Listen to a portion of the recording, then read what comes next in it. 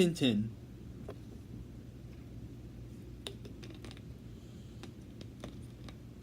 Oh, shit. I didn't know I was recording. Hi everyone, welcome to today's episode of our Congress series. Today we're talking about the 83rd Congress from 1953 to 1955.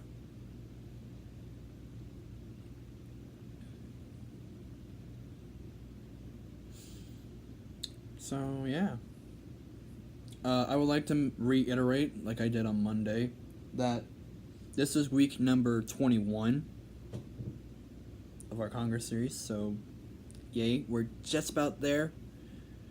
We just have all of June and all of July and one day in August, and that's it. And as for the filler episodes of the weekends of the next several weeks, there'll be a lot of update videos and maybe a few gaming videos here and there, but it depends on how I feel. Anyways, yeah, 83. We're really close to 3/4 of the way done. However, we're not quite there yet. That's next week. But, how many sessions were there in this Congress? 2. In the House, we have 435 members. The Speaker is Joseph Martin Jr., who is a Republican. You gotta remember the junior.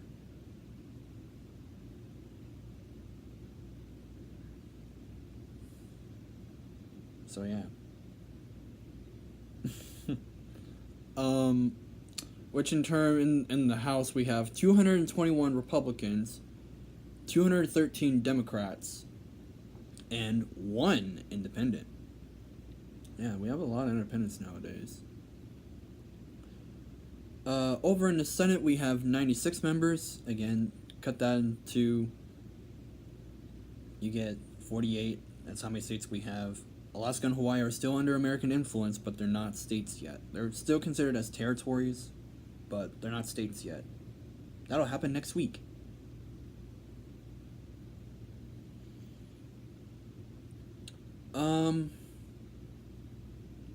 We have 2 president of the Senates because, well, one is wrapping up his term and one is starting to begin his term. Because, well, in 1953 we have a new president. General Dwight D. Eisenhower is president, so that means the outgoing vice president is, he's finishing up, getting himself organized and getting out of the Capitol building and I guess to a lesser extent the White House. And the new vice president and president of the Senate comes in to the White House and the Capitol building, and you get the point. So, the vice president leaving office is Alben Barkley, who was a Democrat, and who's coming into office? You guys know him. Future President of the United States, Richard Nixon. Yeah, Tricky Dick, who is obviously a Republican. But we'll get to Nixon's presidency in a future video. The President pro tempore is Styles Bridges, who is a Republican. Yeah, I'm not kidding, that's what his name is. The word Styles and the word Bridges combined, Styles Bridges. That's his name. That's this guy's name, who is the President pro tempore of the Senate during this Congress. Makeup of the Senate. This is kind of interesting. I think this is the most recent time and probably the... Oh, don't do that to me, computer. It's probably the most recent and probably the only time in the Senate that as I know of, that one party has exactly 50%. Like, they literally control half of the entire Senate chamber. You get the point. So anyways, who has it? The Republicans do. They have 48, which is exactly half. Exactly 50%. Democrats have 47, and there is one independent. So, what happened in America during this time? Well, I actually have two things that happened during this Congress. One I've written down, and one I didn't write down because I just want to, acknowledge it.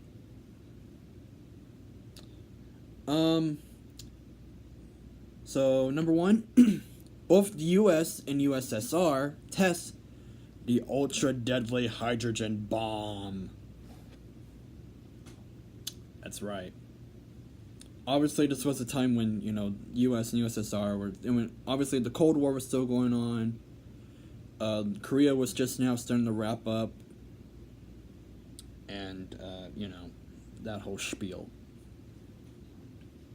Also, I would like to mention that this was the Congress that my father was born in.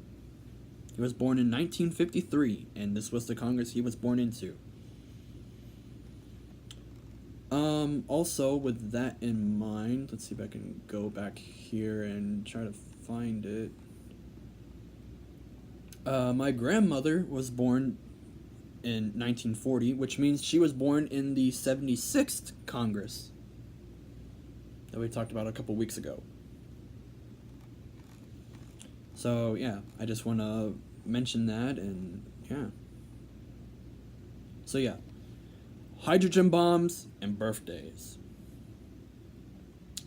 Thank you all so much for watching. Like, comment, subscribe, and we'll see you tomorrow. We'll wrap up Congress for the week. Stay cool, stay tuned. And seriously, Internet, you need to work.